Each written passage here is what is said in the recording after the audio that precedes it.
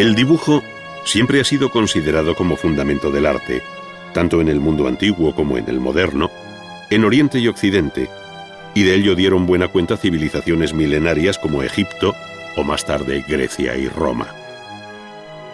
Pero fue a partir del Renacimiento cuando el dibujo cobró una especial importancia. Se crearon academias del diseño, como la que en Florencia estableció Cosme de Medici, mientras que Vasari dedicaba sus conocidas vidas a los maestros del dibujo, es decir, a los arquitectos, escultores, pintores, orfebres y demás artistas que tenían su común fundamento en el dibujo.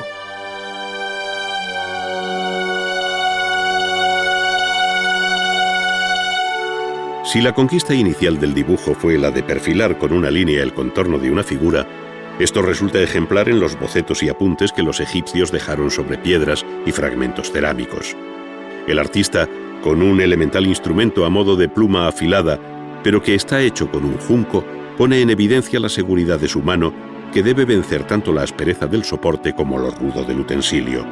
Mas cuando hay talento, el arte supera cualquier dificultad.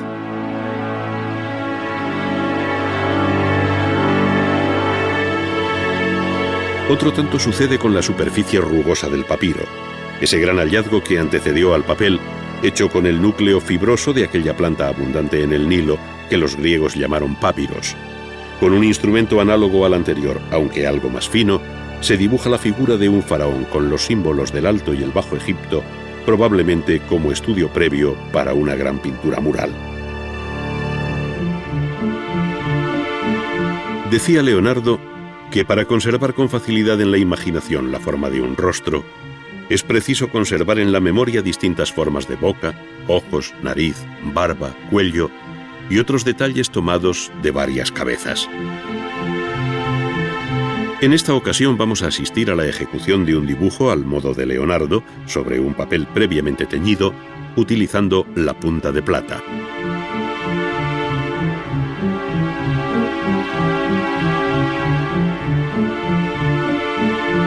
El teñir el papel es un viejo procedimiento que ya lo aconsejaba Cennino Cennini a finales del siglo XIV en su libro del arte. Para ir aprendiendo poco a poco los principios y la técnica del color, conviene practicar otro tipo de dibujo, el que se denomina dibujo sobre papel teñido. Puedes hacer tus tinturas rosadas, violetas, verdes, azuladas, grisáceas o como te plazca, pues todas requieren el mismo temple y el mismo tiempo para moler los colores, y en todas se dibuja de la misma forma. Es decir, se trata de preparar una solución en la que se trituran y mezclan en el mortero albayalde e índigo macabeo, como recomendaba Cennini para obtener el azul, añadiéndose luego la cola templada. La mezcla obtenida debe ser muy líquida para que el pincel corra bien sobre el papel, que recibe por ambas caras varias manos en distintas direcciones, dejando un tiempo de secado entre una y otra aplicación.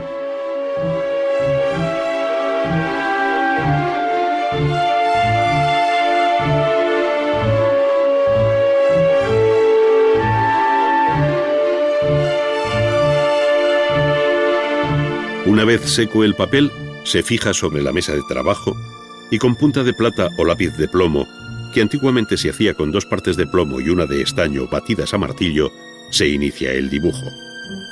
Entre los leves trazos iniciales de tanteo y el decidido dibujo final, va emergiendo la cabeza del que se cree estudio preparatorio para el San Pedro de la Última Cena, de Leonardo.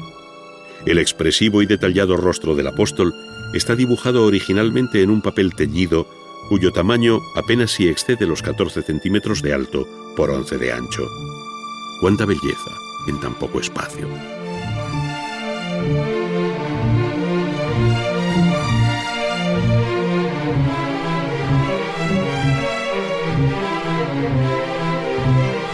El dibujo original de Leonardo está repasado a tinta, por lo que es necesario preparar una pluma de ave, dejando libre de barbas el canutillo o barril central, reduciendo su longitud y cortando con especial cuidado la punta.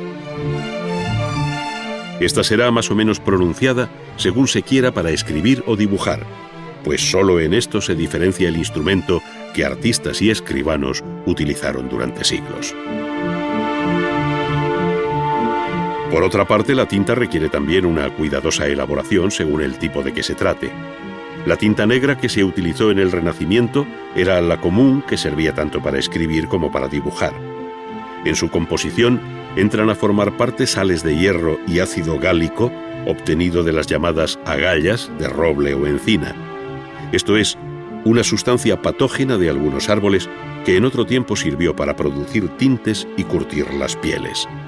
La adición de goma arábiga como aglutinante asegura y liga la mezcla final.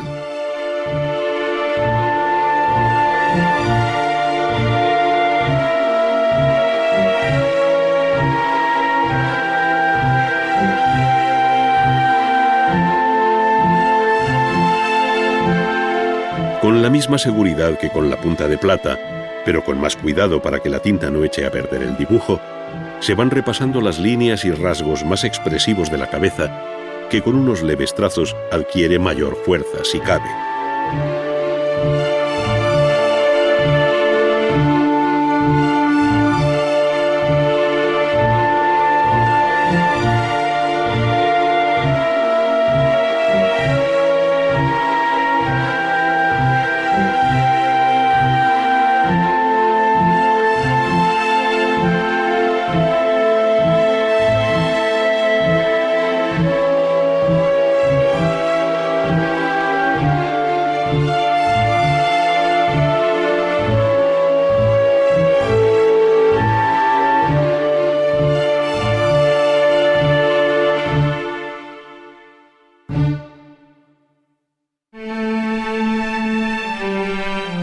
Cada artista tiene su peculiar forma de entender el dibujo, manejando técnicas distintas. Ahora nos fijaremos en el modo de hacer de Miguel Ángel, otro de los grandes genios del arte universal, que contribuyó a hacer del Renacimiento italiano una de las etapas más felices y atractivas de la historia del arte, en la que el dibujo, como diría Vasari, fue la disciplina básica que todo artista debía dominar. El dibujo para Vasari procedía del intelecto y proporcionaba una suerte de juicio universal sobre todas las cosas de la naturaleza. En esta ocasión, nuestro artista prepara el soporte de papel con el tamaño deseado, no dudando en asegurar su unión con una tira del mismo papel sobre el que luego dibujará a carboncillo.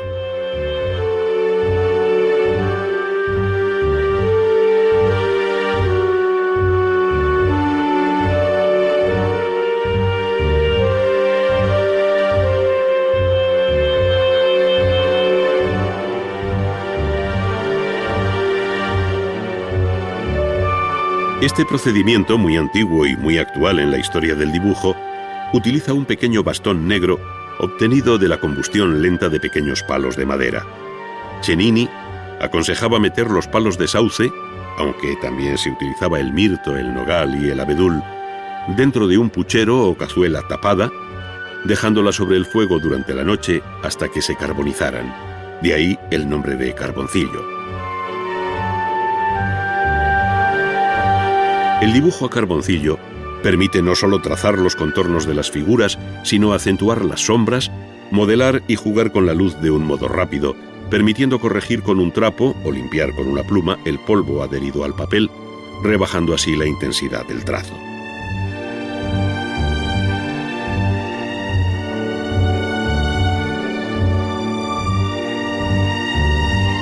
En la copia de esta Madonna con el niño, puede observarse la fuerza con que Miguel Ángel interpretó los cuerpos infantiles, dotándolos de la corpulencia y musculatura propias de un adulto.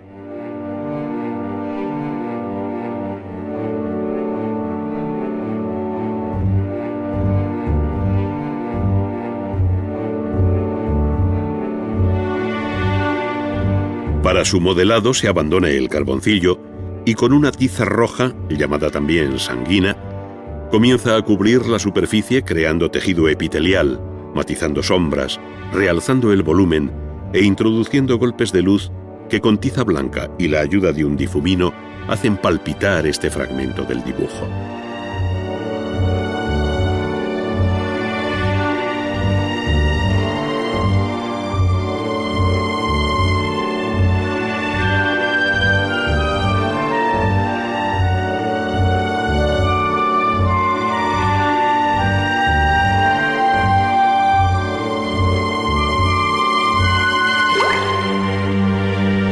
Los límites que separan el dibujo de la pintura no son siempre muy precisos, pues ya decía el gran pintor francés Ingres que el dibujo comprende las 3/4 partes y media de lo que constituye la pintura y que el dibujo lo contiene todo, excepto el matiz.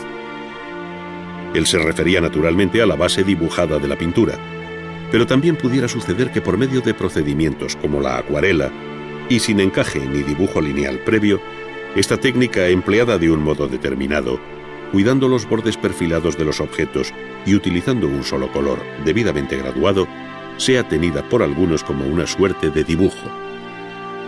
En este caso se remeda un paisaje debido al gran pintor y dibujante francés del siglo XVII, Claudio Lorena, quien recogió en una célebre carpeta de dibujos conocida como Liber Veritatis sus principales composiciones.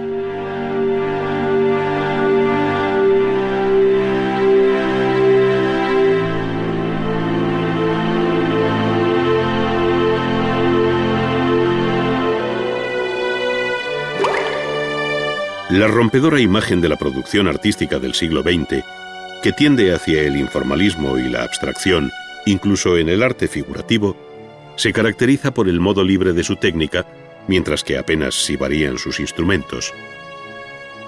En muy poco se diferencia el estudio de un pintor del siglo XVII de otro del siglo XX. Los pinceles de siempre, la misma tela, la trementina y el óleo, que ahora más cómodamente se puede adquirir preparado en un tubo.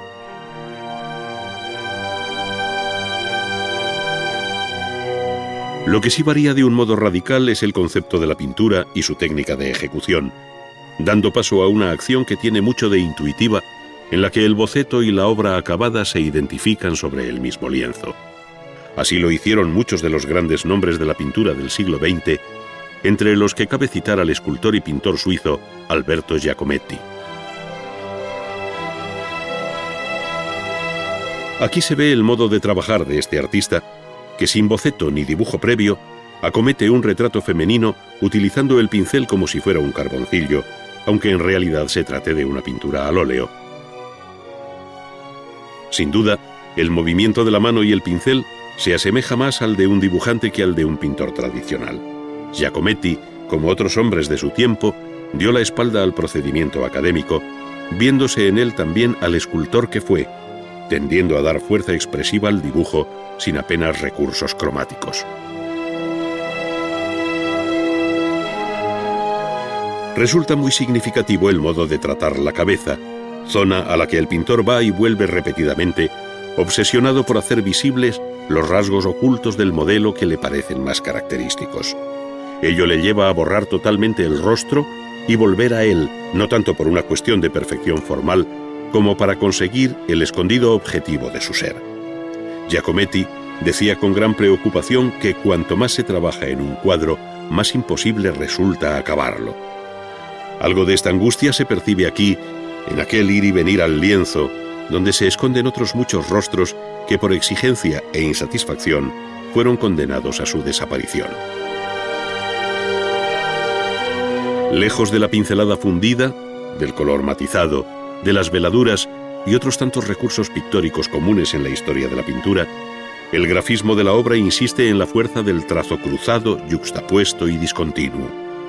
Y sin perder pie en la visión figurativa del objeto, el resultado parece pertenecer a otro mundo formal, fuertemente intelectualizado, que parece decir adiós a la naturaleza que en otro tiempo inspirara a Leonardo.